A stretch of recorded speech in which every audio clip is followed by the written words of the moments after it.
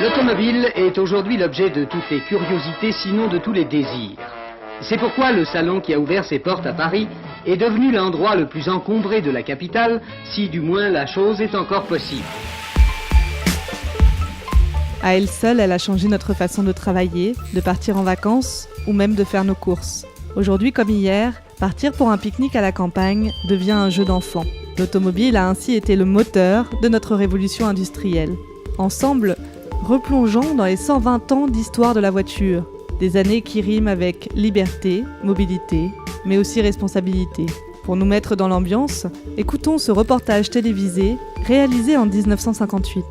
Comme notre série de podcasts, Mondial.audio, il nous propose un saut dans le passé.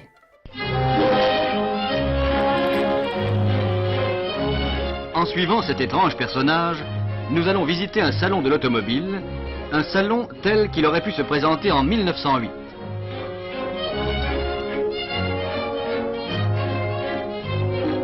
Et ce fulgurant retour en arrière va nous offrir les joies simples d'un candidat automobiliste de la belle époque.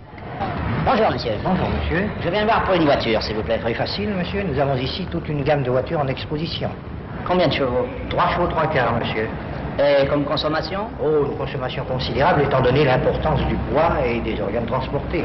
L'imagination peut battre la campagne devant les perspectives de la technique. Quel confort! Devenir automobiliste, c'était partir à la conquête du monde. Devenir automobiliste, c'était partir à la conquête du monde. Et tout commence à Paris, où tout est prévu pourtant pour les voitures à chevaux. Au cœur de la capitale, au jardin des Tuileries, l'exposition internationale d'automobiles ouvre ses portes en 1898, soit 2 ans avant l'exposition universelle. L'ouverture du salon, il y a 120 ans donc, marque la période de démarrage de la voiture. Le bolide fait alors figure d'exception, d'élitisme et d'exubérance. La voiture se voit, se montre et s'entend aussi. Mathieu Flonneau, historien de l'automobile, nous raconte son arrivée tonitruante. L'automobile est à cette période-là une bête curieuse, très sonore. Donc on sait, pour ceux qui sont voisins de possesseurs d'automobiles, on sait qu'il y en a une. C'est-à-dire qu'elle réveille. Et ceci jusqu'aux années 30, il y a évidemment un fond sonore automobile qui va gagner progressivement la ville, et un fond sonore qui est un fond bruyant. Mais il faudrait comparer, parce que c'est un reproche aussi fait aux attelages hippomobiles et animaux, il faudrait comparer avec le bruit réel aussi de tous ces attelages.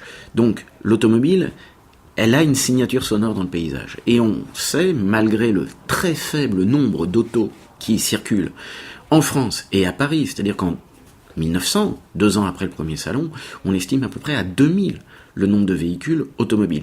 Et là, vous avez un point de l'histoire qui est capital pour comprendre la chronologie des early adopters, comme on dit, de ceux qui vont adopter le mode de vie nouveau, qui est le mode de vie automobile, c'est que l'on peut les compter. Et ce point est capital par rapport à, par exemple, à la pénétration du téléphone portable, qui était un service d'élite au départ, donc au début des années 1980-90, eh bien, il y a là quelque chose de similaire avec les premières automobiles. C'est véritablement un objet de mode, un objet d'avant-garde, qui va progressivement, alors se généraliser, c'est-à-dire des services collectifs, mais c'est aussi quelque chose, c'est un marqueur social. Et effectivement, lorsque les premiers propriétaires d'automobiles se manifestent à l'occasion des expositions universelles, on sait très bien qu'il s'agit de personnes appartenant à la haute société, que ce sont des personnes bien souvent membres de l'Automobile Club de France, qui est le premier automobile club au monde à avoir été fondé en 1895 à Paris, et ils se promeuvent les uns les autres, et ils cherchent à imposer ce qui est une révolution pour eux, mais qui va les dépasser très rapidement, parce que ça va devenir une révolution démocratique. Les années folles laissent une image glamour de l'automobile, comme pour la vrombissante Rolls jaune de Gatsby le magnifique. Mais ces années sont plus noires que glamour. La voiture a traversé les conflits mondiaux, associée aux victoires comme pour les taxis de la Marne, mais aussi aux périodes les plus sombres. Les deux guerres sont assez intéressantes à mettre en parallèle et éventuellement à opposer. La Première Guerre mondiale marque le triomphe du système automobile. Vous avez évoqué les taxis de la Marne, c'est un point, mais il faudrait ajouter les camions berliers de la voie sacrée, puisque ce qui permet de ne pas perdre la guerre, c'est d'abord l'effort des taxis. C'est un peu légendaire, mais il y a une réalité. C'est ensuite le fait de pouvoir tenir Verdun, donc de pouvoir alimenter le front. Et là, les généraux allemands, notamment Erich Ludendorff, avaient dit, c'est la victoire du camion français sur le chemin de fer allemand.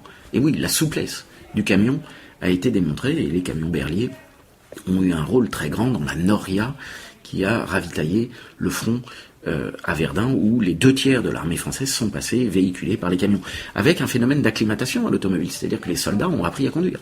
Et l'armée servait à cela aussi, à passer le permis de conduire et à apprendre à maîtriser la traction motorisée.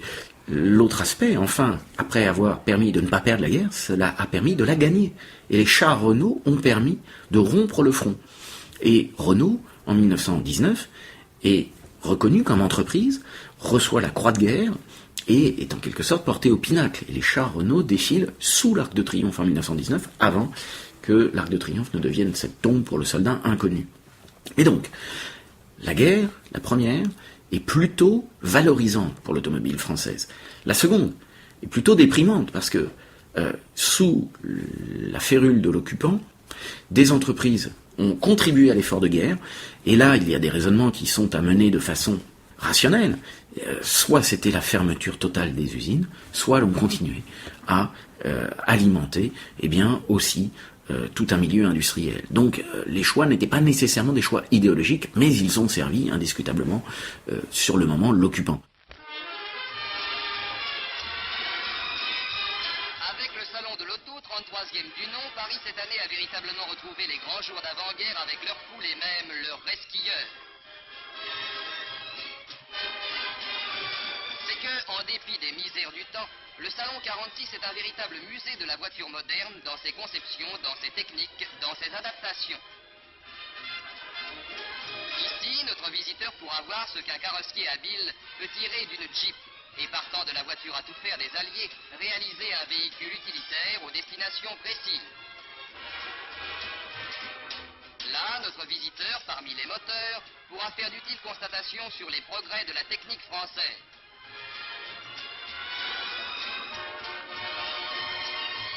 Ailleurs, il constatera que l'industrie du pneu en France est capable de reprendre sa place.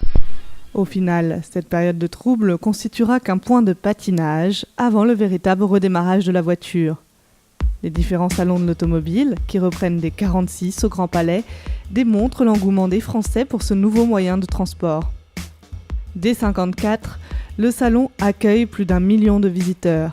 Les exposants proposent, quant à eux, chaque année des nouveautés, comme la DS-19 Citroën en 1955 ou la première voiture japonaise, la Prince Skyline en 1957.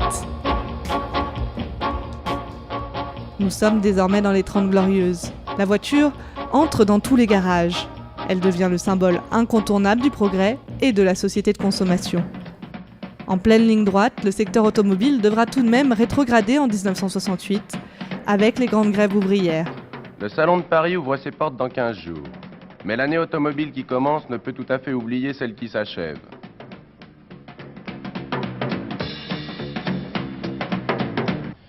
Sans les grèves, est-ce que l'année 68 aurait été une bonne année? Ça aurait été une année normale pour nous, c'est-à-dire meilleure que l'année dernière. Ça aurait été une année record. Nous aurions fait 10% de plus que l'année dernière en production. Toujours est-il qu'il y a une frange de contestation, que certains diraient à l'avant-garde, de cette société automobilisée, qui effectivement est beaucoup plus que l'auto, c'est-à-dire c'est beaucoup plus qu'un objet, c'est un ensemble de dépendances qui rentrent dans la ligne désormais des acquis, des externalités négatives d'une société qui a tendance à rouler et à tourner en rond. L'exemple paradoxal serait le boulevard périphérique, qui est parisien, qui est inauguré en 1973, dont on dit évidemment que c'est un endroit d'embouteillage, mais c'est un endroit aussi de grande fluidité du réseau parisien. Et donc, vous êtes là devant les paradoxes qui éclatent en plein jour de la société automobile. Et force est de constater qu'il n'y a pas eu de ralentissement. Les constructeurs automobiles ont su se faire innovants. en 1972 était lancée la Renault 5, qui a eu aussi un grand impact, et ce point-là mérite d'être souligné, notamment sur la portion féminine de la population. Et cette période-là est celle du rattrapage en termes de statistiques sur le passage du permis de conduire, et c'est bien un élément qui témoigne du fait que l'automobile est un facteur de libération individuelle. Et pour ce qui était une minorité sexuée relativement à l'accès au volant, il y a des effets de rattrapage. Et l'automobile demeure quand même un marqueur de libération pendant cette période. Nul ne sait si l'histoire de l'automobile sera encore longue, mais une chose est sûre, elle a su traverser les obstacles du passé. Ni les conflits mondiaux, ni les grèves de 68, ni la crise pétrolière de 73 n'a mis de coup de frein au développement de la voiture. Prochain épisode, Paris et la voiture, une histoire d'amour mouvementée.